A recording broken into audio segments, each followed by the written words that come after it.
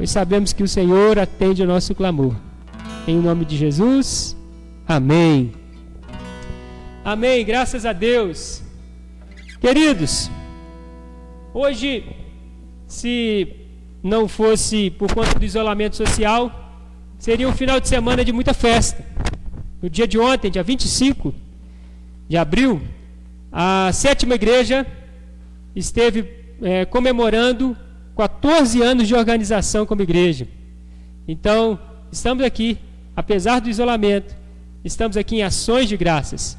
Você que é membro da 7ª, você receba também os nossos parabéns, que o aniversário é nosso, é da nossa igreja, né, Cida? Então, receba os nossos parabéns. Nós estamos celebrando ao Senhor pelos 14 anos de história dessa igreja, a 7ª Presbiteriana de Juiz de Fora. Damos também as boas-vindas e com alegria, né, esse final de semana passado, estaria em Carandaí, Pedra do Sino. Na verdade, eles completaram 47 anos de organização, e eu quero mandar um abraço também para aquela amada igreja, Pedra do Sino. A irmã Cida conhece bem lá, nasceu em Cristiano Otônio, está no caminho. Um abração para os irmãos da igreja de Pedra do Sino, e feliz aniversário para vocês também. Vamos à palavra de Deus, à mensagem. Vamos abrir nossas Bíblias, você que pode, ou o tablet ou o celular. Efésios capítulo de número 3. Estamos caminhando expositivamente na carta de Paulo aos Efésios. Domingo após domingo nós temos lido um trecho dessa carta e meditado juntos. Tem sido um tempo precioso demais. Tempo precioso porque nós percebemos a mensagem de Efésios, a mensagem de Paulo aos Efésios por meio do Espírito Santo, falando diretamente às nossas vidas nesse período de crise, período de pandemia. Os propósitos de Deus para a sua vida. Então, eu quero te convidar, Efésios capítulo 3, versículos de número 1 até o 13. Diz assim a palavra do Senhor. Acompanhe comigo a leitura. Por esta causa, eu, Paulo, sou o prisioneiro de Cristo Jesus, por amor de vós, gentios. Se é que tendes ouvido a respeito da dispensação da graça de Deus, a mim confiada para vós outros. Pois segundo uma revelação, me foi dado conhecer o mistério, conforme escrevi há pouco, resumidamente. Pelo que, quando ledes, podeis compreender o meu discernimento do mistério de Cristo, o qual em outras gerações não foi dado a conhecer aos filhos dos homens, como agora foi revelado aos seus santos apóstolos e profetas no Espírito. A saber, que os gentios são co-herdeiros, membros do mesmo corpo e coparticipantes da promessa em Cristo Jesus, por meio do Evangelho, do qual fui constituído ministro conforme o dom da graça de Deus, a mim concedida segundo a força operante do seu poder. A mim, o menor dos apóstolos e dos santos, me foi dada esta graça de pregar aos gentios o Evangelho das insondáveis riquezas de Cristo, e manifestar qual seja a dispensação do mistério desde os séculos, oculto em Deus, Deus que criou todas as coisas, para que, pela igreja, a multiforme sabedoria de Deus se torne conhecida, agora dos principados e potestades nos lugares celestiais, segundo o eterno propósito que estabeleceu em Cristo Jesus, nosso Senhor, pelo qual temos ousadia e acesso com confiança mediante a fé nele. Portanto, vos peço que não vos desfaleçais nas minhas tribulações por vós, nisso está a vossa glória. Que o Senhor Jesus nos fale ao coração poderosamente, em nome de Jesus. Cristo está no trono, reinando sobre todas as coisas. E as crises são grandes oportunidades de aprendizado e crescimento. Em todos os níveis, nós podemos crescer e aprender com os momentos difíceis. Várias pessoas da história se enriqueceram nos momentos de crise, com as oportunidades, e refletiram, pensaram e colocaram em prática no momento de crise, aguardando o retorno delas. E aí, queridos, nós podemos pensar que não somente na área econômica, mas em todas as áreas, seja na área educacional, seja na área emocional, seja na área espiritual, principalmente, as crises são grandes oportunidades de crescimento.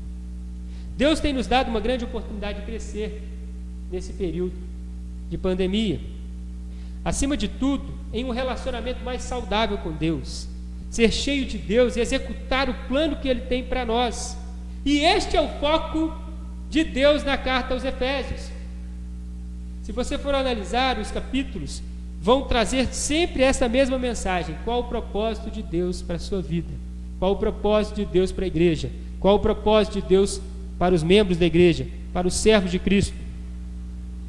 No capítulo 1, recordando aqui algo que nós já estudamos resumidamente, no capítulo 1 Paulo mostrou o plano eterno de Deus, escolhendo a igreja em Cristo Jesus antes mesmo de haver mundo.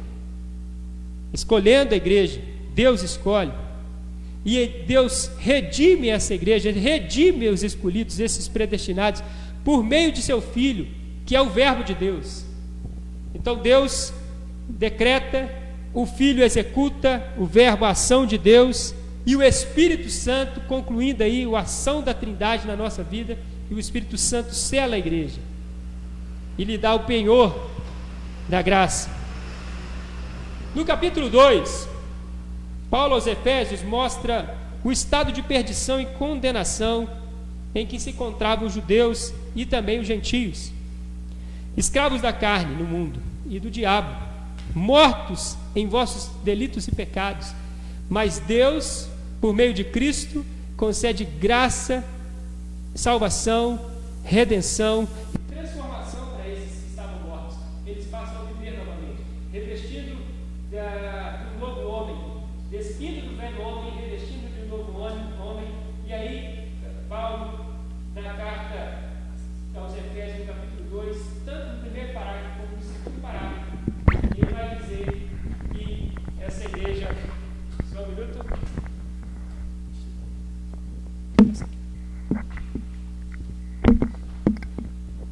Ele vai dizer, queridos, só trocando aqui o microfone, ele vai dizer que essa igreja, ela foi transformada por Deus e recebeu de Deus o poder para executar boas obras. Não foram salvos por essas boas obras, mas foram salvos para executar essas obras que foram descritas e que nós fomos chamados antes mesmo da fundação do mundo para executá-las. Então, antes que houvesse a criação, Deus já tinha um plano para a sua vida, e Deus já tinha um plano para executar através da sua vida. Obrigado, irmãos. E aí, meus irmãos, vamos então ao capítulo 3 dessa carta maravilhosa, carta de Paulo aos Efésios. Efésios era uma cidade que nasceu na Grécia Antiga e se tornou no Império Romano a segunda maior cidade do Império Romano, e hoje Éfeso, está localizada na atual Turquia. É uma cidade não tão proeminente hoje, mas que na época era uma cidade do saber, uma cidade de comércio, uma cidade de muita proeminência na época. Havia naquela cidade praticamente 150 mil pessoas habitando, e lá nasceu uma igreja. E Paulo então escreve agora para essa igreja que nasceu, que tinha membros judeus e gentios vivendo na mesma igreja, e estava tendo crise por causa disso. Havia uma discrepância ali naquele convívio, porque os judeus por vezes se achavam mais espirituais e mais proeminentes pelo fato de que a promessa veio através dele, por meio dos judeus, do que os gentios.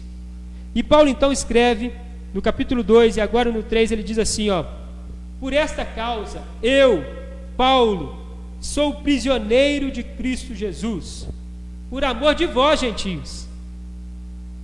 Por amor dos gentios eu sou prisioneiro. Então, se você analisar o texto, Paulo vai dizer que ele está preso por causa dos gentios. Como assim? Ele não foi preso pelo Império Romano a pedido dos judeus? Quando nós olhamos Atos, capítulo de número 22, nós vamos ver Paulo sendo interrogado. E é dado a Paulo o direito de falar em sua defesa no tribunal, lá em Jerusalém. E aí, queridos, Paulo, ao invés de se defender, ele começa a pregar e conclamar e chamar a atenção de todos aqueles que o ouviam. Quando ele chega no versículo de número 20 em diante, ele fala sobre o derramamento do sangue de Estevão, mártir, dizendo para eles assim: eu estava lá, eu consenti na morte de Estevão. E aí, no verso 21 ele diz assim: mas ele me disse: vai, porque eu te enviei para longe, aos gentios. Notem que quando Paulo fala esta palavra, esta última palavra da frase, Deus mudou minha história. Deus me tirou de perseguidor da igreja e me tornou igreja, também com os irmãos.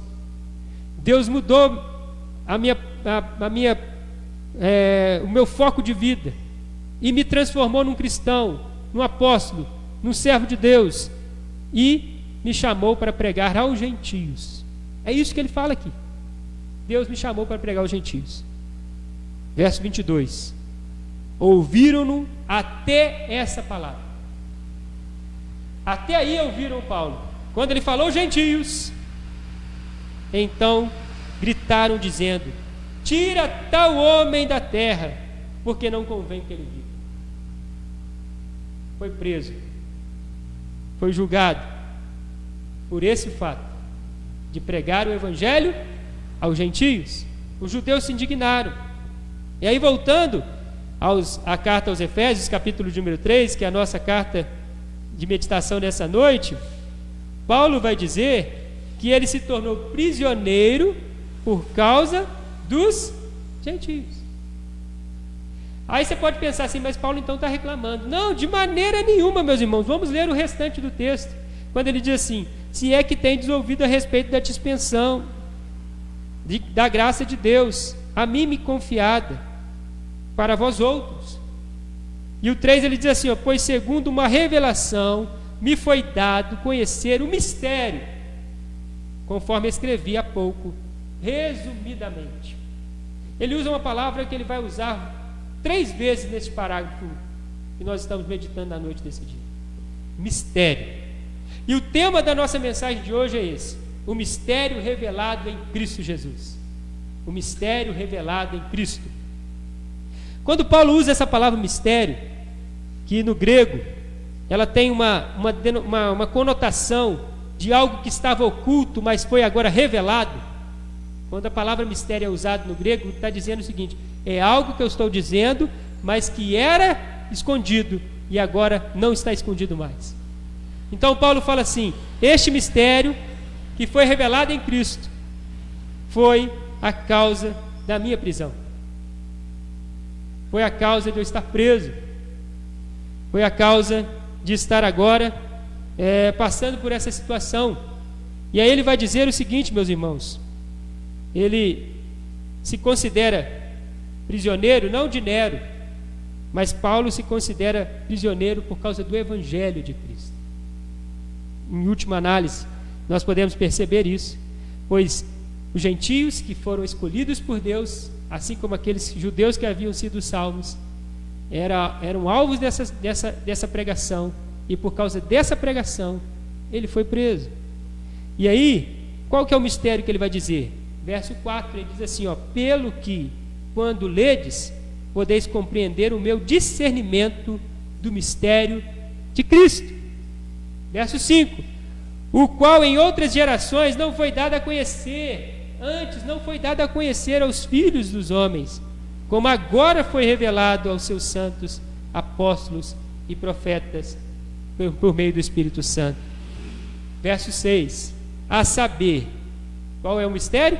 A saber que os gentios são co-herdeiros, membros do mesmo corpo e coparticipantes da promessa em Cristo Jesus, por meio do Evangelho. Este parágrafo de Efésios 3, versículos 1 a 13, ele se divide em duas partes. A primeira parte vai até o verso 6, quando Paulo revela o mistério que foi trazido à tona em Cristo Jesus. Quando Jesus sobe aos céus, antes de subir aos céus, ele chama os seus discípulos e ele convida esses discípulos a receber o poder do Espírito Santo e diz a esses discípulos assim: vocês serão minhas testemunhas até os confins da terra. Na Judéia, Samaria, até os confins da terra. Então, nós percebemos que Cristo, ele deve ser anunciado a todas as nações indistintamente. O Evangelho não é só para os cristãos, não é só para os judeus, desculpe. E aí, se você analisar, quando nós lemos toda a Bíblia, nós vamos perceber isso, e os judeus não tinham percebido. Isaías, o profeta Isaías, por várias vezes vai falar sobre isso. No capítulo 19, versículo 25, no versículo 15, e 25 também, o profeta Isaías vai declarar que este evangelho seria anunciado, essa bênção seria anunciada de igual maneira para judeus, assírios e também para os egípcios. Então, você percebe que Isaías por vezes vai dizer isso, que Israel tinha sido chamado para ser luz aos gentios, e tinham falhado nessa questão. E como eles falharam, Cristo veio, morre, paga o preço com o seu sangue, para que este povo agora seja luz de fato a todas as nações, para que todos os eleitos, que estão representados em todas as tribos, povos, línguas e nações, como diz o Evangelho, conheçam e sejam iluminados pelo poder de Deus. Então, Paulo era prisioneiro por conta desse mistério que tinha sido revelado e que ele estava praticando, que ele estava se esmerando, ele fazia de tudo, ele ia a lugares longínquos para anunciar este Evangelho, para fazer conhecido este nome, esta luz a todos os povos. E aí, meus irmãos, nós vamos aprender algumas questões aqui muito importantes, meus irmãos. Se você analisar, olha só que interessante. A definição do mistério. 3 vezes essa palavra é dita aqui nesse texto. Ela foi declarada para judeus e gentios. O mistério é esse, que agora vocês são coparticipantes, estão cristãos juntos. E isso era algo difícil para um judeu. É algo que era algo que mexia muito com eles, mexia tanto que Paulo foi preso por conta disso. Havia um preconceito muito grande. E aí Paulo fala assim: gente, esse preconceito acabou, isso é pecado, isso não está de acordo com a vontade de Deus. Semana passada eu falei, porque no 2 ele fala também sobre isso, no capítulo 2. Eu falei que cristãos são reunidos sobre o mesmo teto e são irmãos. Não é o dinheiro de um que vai diferenciar do outro, não é a raça de um que vai diferenciar do outro. Não, somos todos coparticipantes do mesmo Evangelho, que é poder de Deus para a salvação de todo aquele que estava perdido. Gente, que tremendo isso. Contei a história de Terry Bom, a mulher do filme, que virou filme, O Quarto Secreto, que passou pelo Holocausto, passou pelos campos de concentração, sobreviveu. Ela que não era judia, mas ajudou os judeus e por isso foi presa, foi torturada, passou anos no campo de concentração de Auschwitz. Se tornou uma serva de Deus, pregadora do Evangelho. E um dia, num culto na Alemanha, um dos seus algozes, diretores de um daqueles campos de concentração que ela esteve, se converteu ao Evangelho e assentou-se na primeira carteira, no primeiro banco da igreja. Terry, chorando, desce e abraça este seu irmão, que foi redimido, perdoado pelo mesmo Jesus que a havia perdoado. Somos todos iguais perante o mesmo Deus. Somos irmãos, somos coparticipantes. E Paulo então vai declarar essa substância, esse Cristo que é a fonte deste mistério. Depois nós vamos aprender também, meus irmãos, que então, resumindo, podemos dizer que o mistério de Cristo é a união completa entre judeus e gentios, através de uma união de ambos com Cristo, algo nunca imaginado pelos judeus. Aprendemos também, o mistério é como foi sendo descortinado até se tornar completamente claro para todos. Então, como o Antigo Testamento ele trazia alusões, o Jonas que deveria pregar a palavra aos ninivitas, e ele vai muito contrariado, né? E prega para esse povo que ele não gostava. É assim, meus irmãos. Não é pelo nosso gosto, não. É da vontade de Deus. Se há algum preconceito no meio das igrejas, essa igreja aqui é só para rico, essa igreja aqui é só para negros, essa igreja aqui é só para brancos, essa igreja aqui é só para pobre. Não tem isso. Somos um só em Cristo Jesus. Então esse mistério foi descortinado. E é isso que ele termina dizendo no versículo 6, então, essa primeira parte deste parágrafo, né? O mistério que foi revelado, a saber que os gentios são co-herdeiros, membros do mesmo corpo. Membros do mesmo corpo. Tem noção do que é isso? Não é membro da mesma igreja no sentido de, eu estou ali, você está... Não, é o mesmo corpo, é o corpo de Cristo. Cristo é a cabeça. Nós somos membros do mesmo corpo. E ele diz assim, coparticipantes. Participantes juntos da mesma promessa em Cristo Jesus, por meio do Evangelho. Aí o verso 7 ele começa dizendo assim: do qual fui constituído ministro conforme o dom da graça de Deus a mim concedida segundo a força operante do seu poder. Eu, que fui perseguidor dessa igreja, que prendi muitos cristãos, que para mim sou considerado um assassino. Nós não sabemos mais se teve algum outro crime de Paulo contra os cristãos, mas ele consentiu na morte do Estevão, o diácono Estevão, o evangelista Estevão, que foi morto a pedradas por conta do Evangelho. Ele estava lá. As vestes de Estevão foram colocadas diante de Saulo. Ele se chamava Saulo, agora se transforma em Paulo, o pregador do Evangelho. Eu não merecia essa graça. Eu não merecia esse favor, eu não merecia esse privilégio, pregar o Evangelho, que são boas novas, meus irmãos, boas notícias. Deus tem boas notícias para você, meu irmão. É o Evangelho que está sendo pregado. Então, nós percebemos aqui, nesse segundo tópico, que este mistério agora foi comissionado. Esse mistério agora deve ser anunciado. Se no primeira parte do parágrafo Paulo explica esse mistério, define e esclarece esse mistério no Evangelho, agora Paulo, a partir do verso 7 até o verso 13, ele vai falar assim: agora este Evangelho, que é poder de Deus para a salvação de todo aquele que nele crê, deve ser anunciado. É o propósito de Deus para a sua vida. E aí, gente, o Evangelho que são boas novas, boas notícias, que fala da ressurreição da morte pelo pecado, do pecado, né?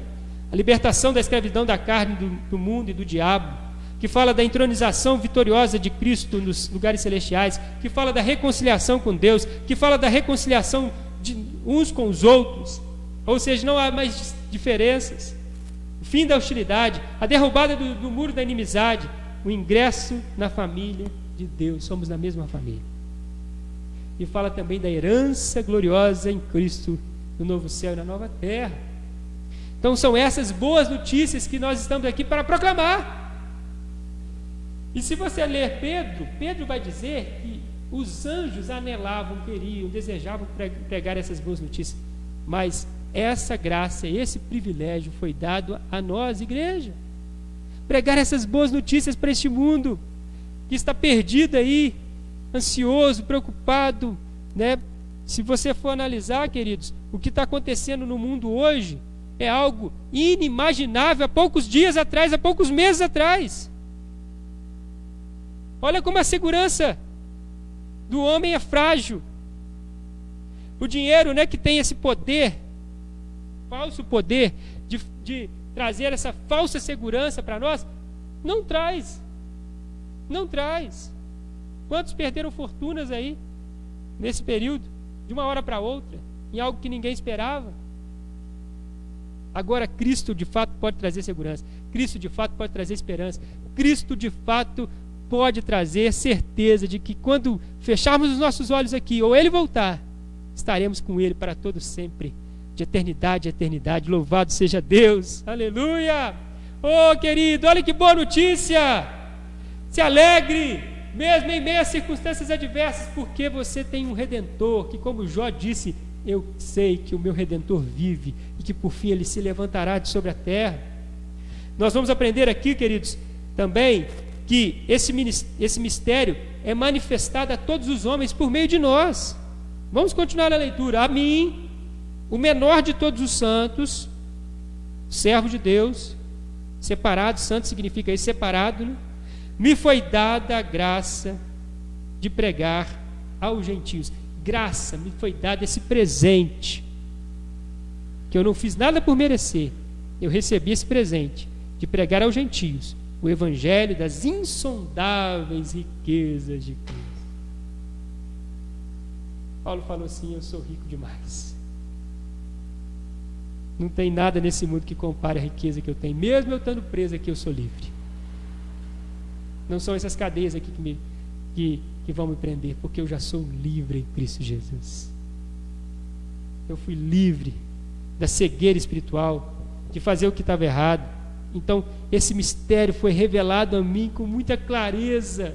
E eu estou anunciando para vocês, e eu e você agora precisamos anunciar para outros, para que essa luz alcance outros. Como diz Provérbios, né, que vai dizer lá que essa luz ela vai brilhando mais e mais até ser dia perfeito. É como a luz da aurora, que começa fraquinho e vai se tornando uma luz mais forte até meio-dia, até ser dia perfeito. É a luz do cristão, é a sua luz, querido. Então, agora o pensamento muda do conteúdo da mensagem, boas novas, para evangelizar e levar a luz às trevas. Então, nós precisamos entender isso. Paulo dirige o seu ministério no verso 8 aos gentios e no verso 9 a todos os salvos sem distinção, para que todos tomem conhecimento da sabedoria de Deus, do poder de Deus, que Ele capacitou cada um de nós. Verso 10, ele fala assim, ó, para que pela igreja a multiforme sabedoria de Deus se torne conhecida agora dos principados e potestades nos lugares celestiais, para que pela igreja a multiforme, o multiforme aqui é um termo grego semelhante, sinônimo de uma palavra que traz a ideia de policromática, várias cores. Assim é a igreja, policromática. Ela não é uma hegemonia de pessoas iguais, que gostam só daquela música, que gostam só daquele tipo de hobby. Não, é multiforme. Ela é étnica, ela é diferente, e todos se tornam uma só carne. Para o quê? Para que a sabedoria de Deus se torne conhecida. E agora, dos principados e potestades, todo este mundo conheça a graça de Deus. Segundo, o eterno propósito que estabeleceu em Cristo Jesus, nosso Senhor. Nota então, a palavra propósito, ela novamente surge aqui no capítulo 3, como no capítulo 2, como no capítulo 1. A ideia aqui, meu irmão, Deus tem um propósito para a sua vida. Eu quero ler somente o versículo 12 para a gente caminhar para a conclusão. Ele diz assim, ó: portanto vos peço que não desfaleceis nas minhas tribulações por vós, pois nisso está a vossa glória. Não fiquem entristecidos porque eu estou aqui preso, atribulado. Não, pois isso é a vossa glória. Não se entristeça nas suas tribulações também, no cotidiano. Não, pois Deus está revelando uma glória maravilhosa na sua vida. Gente, nós precisamos cair na real. Diz que uma mulher perguntou ao pastor, pediu oração para o pastor, dizendo assim: pastor, eu quero oração, eu estou aguardando o retorno do meu marido que saiu de casa. Aí ele disse assim, o pastor: há quanto tempo seu marido saiu de casa, minha irmã? Ela disse: 10 anos. Divorciamos, ele já casou de novo, já tem 2 filhos, e eu estou aguardando. E o pastor falou: eita, mas essa mulher é de muita fé.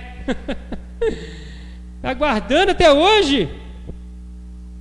Quantos filhos você teve com ele? Nenhum. E aí o pastor disse para ela: minha irmã, está na hora de você cair na real. Que as coisas difíceis acontecem com a nossa vida, mas a nossa vida tem que seguir. A nossa vida precisa seguir, a sua vida precisa seguir. Deus está te mostrando que há algo para você fazer. Talvez você está me escutando, eu sei que tem gente que está nos escutando, participando do culto conosco, que está passando uma situação muito difícil hoje, essas semanas.